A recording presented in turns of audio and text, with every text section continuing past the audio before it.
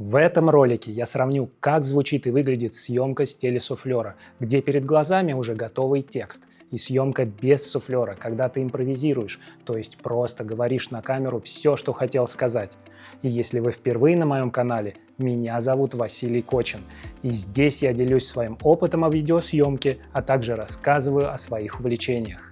И прямо сейчас я импровизирую, то есть просто говорю, что приходит мне в голову.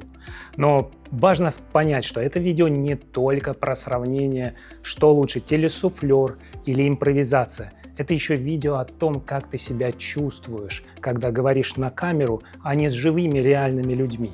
После публикации своего первого ролика, где я описал свой переносной комплект за 230 тысяч рублей, я получил массу комментариев, что моя речь звучала немного странно, а в ролике я упомянул, что я использовал телесуфлер. И действительно, моя речь была немного плоской. Но это все потому, что я первый раз сел перед камерой и должен был импровизировать. Кстати, у меня богатый опыт выступлений и нет никаких проблем выступать перед реальными людьми и реальной аудиторией. Но когда я сел перед камерой, я просто переволновался, и речь получилась очень плоской. И в этом видео мы сравним оба подхода в реальных условиях, как это звучит и как воспринимается. Выделим преимущества каждого метода, а в конце я расскажу, к какому выводу пришел сам. Прямо сейчас я уже читаю текст по сценарию со своего телесуфлера. Ой, какая херня. Какая фигня получается, господи! Прямо сейчас я уже читаю текст по сценарию с моего телесуфлера. Я использую недорогую модель Ulanzi RT2, компактный суфлер с зеркалом и пультом управления. Я купил его на AliExpress за 3800 рублей. Он идеально встает на большинство объективов и отлично работает на моем сетапе из камеры Sony ZV-E10 и объективе Sigma 16 мм f1.4. Его также можно использовать и с камерой телефона, и даже веб-камерой. И все это без посторонней помощи, ведь я снимаю один. Подробности о моем комплекте для съемки этого ролика я оставил в описании к этому видео. Когда я готовился к своему самому первому ролику, я долго откладывал съемку и никак не мог начать. Я ведь боялся, что все может пойти не так, где-то запнусь, где-то потеряю мысль, поэтому я и решил использовать телесуфлер. Хотел, чтобы речь была четкой и слаженной, без провисания, без каких-либо пауз. Я подготовил текст заранее, отредактировал его и оставил только самое важное – то, что действительно хотел донести до зрителя. Несмотря на то, что у меня богатый опыт выступлений, я работаю продакт-менеджером в компании спортивной, съемка перед камерой оказалась совершенно другим опытом. До этого у меня не было серьезной практики общения через объектив. И когда я сел перед камерой, то просто переволновался. Это был мой первый раз в таком формате. А в первый раз ты всегда волнуешься. И на выходе моя речь показалась такой плоской и сдержанной. Но я получил много комментариев на эту тему, и у меня возникла идея для съемки этого ролика. Сравнить, что же лучше работает для начинающих видеоблогеров. Чтение текста с телесуфлера или же импровизация. А если вам интересна эта тема и нравится то, что я делаю, пожалуйста, поставьте лайк этому видео. И если хотите увидеть больше подобных разборов и экспериментов, подписывайтесь. Это реально помогает мне выпускать больше хорошего контента и делать его все лучше и лучше. Но перед тем, как мы начнем тест, давайте подытожим. Этот ролик я начал с импровизации, а потом я переключился на заранее подготовленный сценарий и читал текст с телесуфлера. Речь, которую я читаю по сценарию, заранее продумана, она отредактирована и логично составлена, но при этом я стараюсь, чтобы в ней не было ничего лишнего, только то, что я действительно хочу донести до аудитории. Импровизация же – это совсем другой опыт. Там я говорю, как чувствую. Речь идет не только по сценарию, но и от сердца. В этом ролике я сравню. Все, начинаем сначала. В этом ролике я сравню. Блин, это что такое? Правда, и структура не идеальна. Больше пауз и дублей, и все это потом приходится долго редактировать. По суфлеру все звучит ровнее и логичнее, но и более сдержанно и плоско. Кажется, что ты держишься в таких четких рамках, чтобы не сбиться с намеченного пути и донести свое сообщение до аудитории. У меня все записывается? Да. А теперь давайте проведем с вами реальное сравнение. Сейчас я выберу одну короткую тему и сначала скажу о ней все, что приходит мне в голову, импровизируя. А потом я зачитаю ту же самую тему, но уже по заранее написанному сценарию, прямо с экрана телесуфлера. Обстановка, освещение и звук – все будут одинаковым. Единственное, в чем будет отличие, это в способе подачи. Так мы и проверим, что же звучит лучше, где речь воспринимается естественнее, убедительнее, понятнее для зрителя. А выводы, конечно, сделаете вы сами. Ну что же, давайте начнем. Тему я выбрал весьма актуальную. Мой личный опыт изучения английского языка. Так, начинаем импровизацию. Итак, ребята, мой личный опыт изучения английского языка. Тема очень интересная, потому что все мы в детстве изучаем английский язык в школе, и там мы изучаем его тяп-ляп. Буквально по учебникам, лишь бы отмучиться. Мы просто не понимаем, зачем нам нужен английский язык прямо сейчас. Какие-то простые слова окей, но наше окружение все говорит на русском. И я был не исключением. Я учил язык так себе, и мой уровень был, so-so, я бы сказал. И я с этим работал до 30 лет, все окей, общаюсь по-русски в основном, английский практически не использовал, а там, где использовал, я использовал переводчик. И вот я устроился в компанию, большую, международную, у которой головной офис находится в Австрии.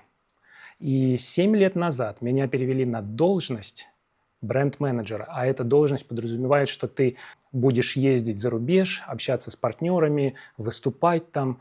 И тут меня переклинило. Я же не знаю английский язык. За месяц я попытался что-то повспоминать, но когда приехал в зарубежную командировку, я там сидел на митингах и воспринимал все просто вот через слово, иногда через два. А когда ко мне подходили, общались, на меня смотрели, а я только улыбался и многозначительно кивал. Знаете, такое вот чувство стыда, но чувство стыда не перед тем, кто с тобой разговаривает, а чувство стыда перед самим собой. После этого, когда я вернулся домой, я очень углубленно стал изучать английский язык. Я использовал все возможные способы. Онлайн-школа Skyeng. Сначала с русским преподавателем, потом с native спикером. После этого я перешел на платформу iTalki, а там ты можешь общаться с комьюнити-тьютор, у которого английский язык родной. И 7 лет, не прекращая, я изучаю английский язык. Сейчас уже, конечно, мой уровень достаточно высокий. Это где-то upper intermediate и advanced, может даже больше advanced. Но я смотрю все ролики на YouTube, вот эти туториалы и все фото-видеосъемки с английскими блогерами на английском языке и все понимаю. Очень редко бывает, когда я смотрю и не понимаю. И тогда я включаю транскрипцию и просто изучаю это слово, кладу его в себе в багаж. И я вам скажу, что если вы не знаете, чем заняться, вот у вас творческий кризис или вообще кризис в жизни, изучите английский язык. Этот навык вам всегда пригодится. Он значительно повысит вашу стоимость как специалиста, улучшит качество вашей жизни. Это я вам обещаю. Я своим детям тоже говорю, вам для жизни нужно всего 3 навыка. Первое – это умение общаться с людьми, так называемые soft skills. Второе – это какой-то иностранный язык, лучше всего английский. Если он у тебя не родной, то английский, или любой другой. И третье – это математика. Математика, но в контексте финансовой грамотности. С этими 3 скиллами в жизни все получится. Я вам обещаю.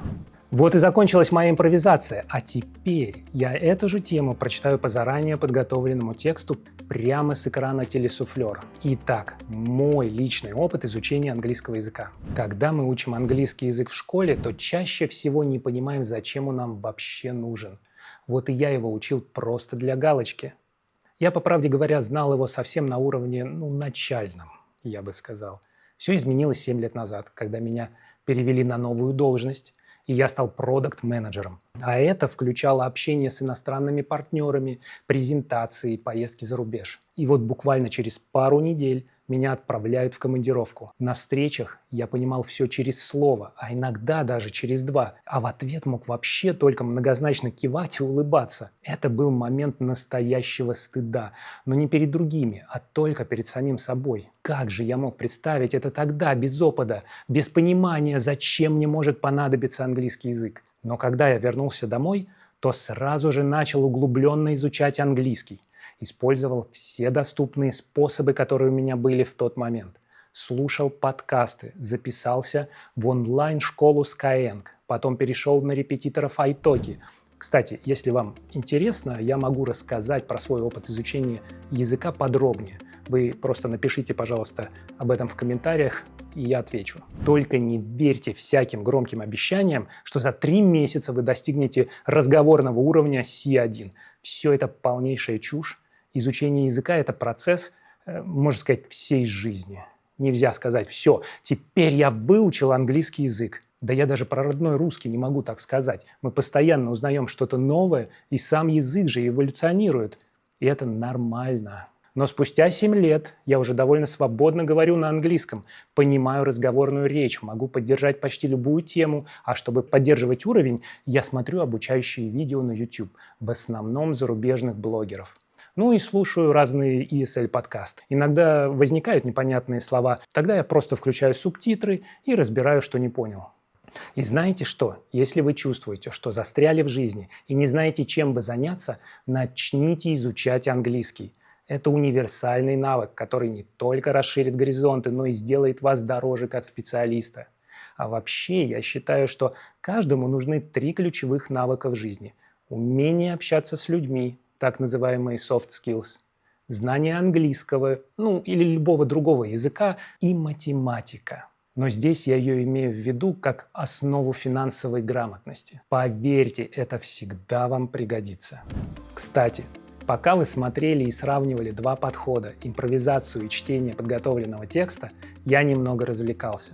Во втором окне строил рожицы и кривлялся. Это мой способ добавить легкости и самоиронии в процесс съемки. Я позаимствовал этот прием у иностранного блогера Марка Беннета, автора канала Camera Crisis. Он часто использует такие визуальные вставки, и мне показалось, что это может стать интересной ироничной деталью моих видео. А теперь давайте разберем все по полочкам. Какие же преимущества есть у каждого подхода? В чем между ними разница? И какой из них может лучше подойти в разных ситуациях? Переходим к разбору. Импровизация. Во-первых, она дает больше живости. Слова звучат так, как ты их действительно чувствуешь. Во-вторых, появляется больше эмоциональности. Голос передает искренние ощущения, и зритель это чувствует. Кроме того, импровизация создает ощущение вовлеченности. Ты говоришь о том, что тебя действительно увлекает. И, наконец, импровизация дает большую гибкость. Ты можешь немного варьировать акценты, интонацию, даже тему, подстраиваясь под свои ощущения в каждый конкретный момент. Что же касается телесуфлера, то он дает четкую структуру. Ты точно знаешь, что и в какой последовательности сказать. Второе, телесуфлер дает ясность и сжатость. Текст заранее отфильтрован от всей лишней информации. Также это предсказуемость. Особенно это важно, если видео нужно вписать в конкретный формат или тайминг. И, наконец, облегчение монтажа. С телесуфлером меньше дублей, меньше запинок и ошибок, и, как следствие, меньше времени на монтаж. Каждый из этих подходов хорош по-своему. И все зависит от темы, цели и личного стиля. А теперь мои личные выводы. Но перед этим отмечу, что в процессе подготовки я общался с несколькими зарубежными блогерами на тему суфлер или импровизация. Один из них, Gabriel Whip, автор блога, который вдохновил меня на запуск собственного канала, он рассказал, что раньше часто импровизировал, но потом заметил по аналитике YouTube, что зрители отваливаются, потому что он льет слишком много воды. Мысли его скачут, поток сбивается, ролики получаются длинными и нарушается их структура. Поэтому он полностью перешел на чтение заранее подготовленного текста с телесуфлера. По своему же опыту скажу, импровизация часто требует больше дублей и времени на монтаж. Приходится чаще вырезать сбившиеся фразы, паузы, мычания. Если этого не сделать, видео просто будет неинтересно смотреть. Телесуфлер в этом плане дает большую стабильность и четкую структуру. Мой личный вывод, что для моих задач сейчас лучше всего подходит именно телесуфлер. Он помогает четче структурировать мысли, контролировать хронометраж и держать фокус на главном. А вот такие качества, как увлеченность, эмоциональность и выразительность – это вопрос подготовки и только практики. При этом их тоже легко передать, если продумать текст заранее. Кстати, весь сценарий для этого ролика я писал вместе с ChatGPT. Мы реально много работали над формулировками и структурой, и я даже пару раз уперся в лимит подписки. И если вам интересно, как именно я использую ChatGPT для создания сценариев, напишите в комментариях, с радостью об этом расскажу. Так что я выбираю телесуфлер, но также не против импровизировать. Это очень полезный навык, который делает речь живой и естественной. И если ты только начинаешь, не бойся использовать телесуфлер. Он дает дополнительную уверенность и помогает не сбиться. А импровизацию можно тренировать параллельно. Ну а если тебе понравилось это видео, я буду рад твоему лайку. И если интересны подобные темы, обязательно подпишись на мой канал. Это даст мне мотивацию делать новые полезные ролики. И спасибо, что досмотрел до конца. Увидимся в следующем видео.